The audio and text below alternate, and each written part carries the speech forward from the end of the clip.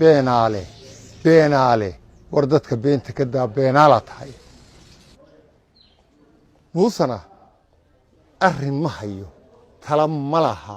tala ma qaato waxa weeye waxbaan iska celinaya laba ninoo isku qiimaa maaha laba ninoo la is agdhiga maaha cabdiraxmaan ciraa 1,000 jeer ka wanaagsan maantana uma baahnid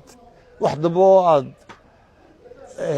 oo 10 nin ugu milyaneersan buu ku jiraa dalka Muuse Bixi doorashada madaxtooyada doorasho kala ka soo horeysay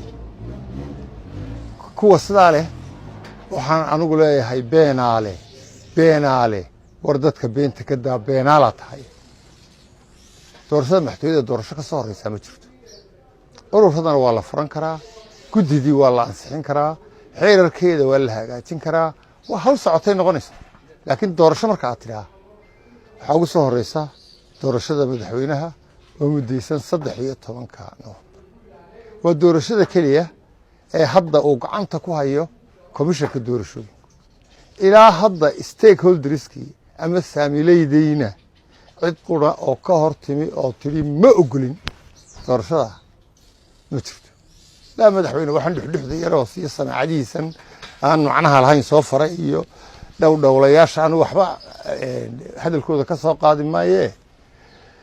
habareerade haddii Muuse uu doonayo in doorashada u baabi'iyo